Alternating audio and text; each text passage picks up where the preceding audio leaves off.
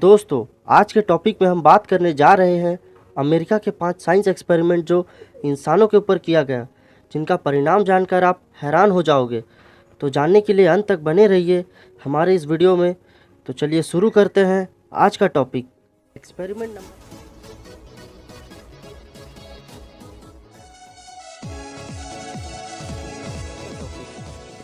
Number 5, Minnesota starvation experiment. यह experiment US के Minneapolis city के यूनिवर्सिटी ऑफ मिनेसोटा में 19 नवंबर 1944 से अक्टूबर 1945 तक किया गया। दूसरे विश्व युद्ध के समय अमेरिकी सेना ने मिनेसोटा में भूखमरी झेलने वाला प्रयोग किए। इनमें वह अमेरिकी सेना को लिए जो युद्ध में लड़ने नहीं गए थे। प्रयोग में शामिल जवानों को पहले कुछ दिनों तक खिला पिलाकर तंदुरुस्त किया गया, फिर उनके खाने में कटौती कर दी गई। इसके अलावा सभी को हफ्ते में करीब 36 किलोमीटर पैदल चलने के लिए कहा गया। कुछ ही दिनों में प्रयोग में शामिल जवानों का 25% तक वजन कम हो गया और उन्हें एनीमिया और अवसाद की शिकायत हो गई।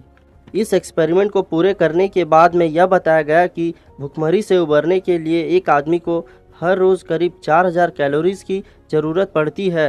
Experiment number 4, the Edgewood Arsenal study experiment. यह एक्सपेरिमेंट 1948 से 1975 तक US Army Medical Research Institute of Chemical Defence Maryland में की गई थी। दूसरा विश्व युद्ध समाप्त होने के बाद करीब 25 साल तक अमेरिकी सेना ने सैन्य कर्मियों पर रासायनिक युद्ध एजेंटों के प्रभाव का मूल्यांकन करने के लिए प्रयोग किए और प्रयोग में तकरीबन 7000 सैनिकों शामिल किए गए। इन सैनिकों से कहा गया कि युद्ध के लिए नए आर्मी फील्ड जैकेट, कपड़े, हथियारों आदि का परीक्षण किया जा रहा है। हकीकत में इन सैनिकों पर 250 अलग अलग केमिकल के परीक्षण किए गए। अंत में इस एक्सपेरिमेंट का असर सैनिकों पर देखा गया। इन सभी को साइकोलॉजिकल ट्रॉमा नामक बीमारी से गुजरना पड़ा। Experiment number 3, the Vanderbilt radio active iron experiment. साल 1945 में वेंडरबिल्ट विश्वविद्यालय ने दावा किया कि वह गर्भवती महिलाओं के पोषण के लिए अध्ययन कर रहे हैं। इस एक्सपेरिमेंट को करने वाले शोधकर्ताओं ने दावा किया कि उनकी दवा महिलाओं को एनीमिया से बचाएंगी। उन्होंने 829 महिलाओं को रेडियो एक्टिव आयरन वाली गोलियां खाने को दी।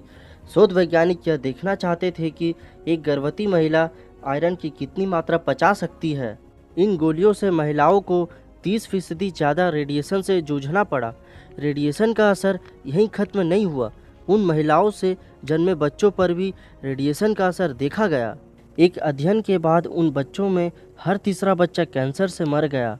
वेंडरबिल्ट पर उन महिलाओं का गुस्सा फूटा और वेंडरबिल्ट को साल 1998 में $10.3 मिलियन जुर्माने के तौर पर चुकानी पड़ी। Experiment number 2, the monster study experiment.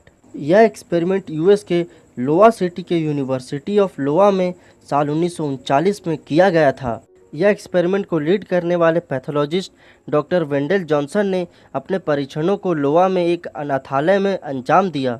वेंडल ने तकरीबन 5 महीने तक हकलाने वाले 22 बच्चों पर प्रयोग किए। अपने प्रयोग के दौरान वेंडल ने हकलाने वाले बच्चों के साथ उन बच्चों को भी शामिल किया जो ठीक थे। वेंडल की प्रयोग की तारीफ की गई, लेकिन बाद में देखा गया कि जिन बच्चों को हकलाहट की शिकायत थी वे पहले से ज़्यादा हकलाने लगे। Experiment number 1, project 4.1 experiment. साल 1954 में कैस्टल ब्रावो में रेडिएशन प्रयोग के तौर पर रहस्य बनाकर हाइड्रोजन बम का धमाका किया गया। लोगों पर इस धमाके का बुरा प्रभाव पड़ा। अगले 1 दशक तक महिलाओं का गर्भपात, बालों की समस्या, त्वचा के रोग होते रहे। जो बच्चे इस एक्सपेरिमेंट में बच पाए उनमें ज़्यादातर को थायराइड कैंसर की समस्या हो गई।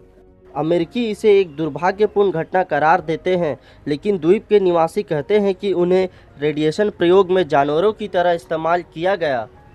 आज के लिए बस इतना ही। मिलते हैं नेक्स्ट टॉपिक पे। जाने से पहले हमारे चैनल को सब्सक्राइब करें और नोटिफिकेशन बेल भी ऑन कर दें, जिससे हमारे वीडियो की नोटिफिकेशन आप तक पहुँचे सबसे पहले।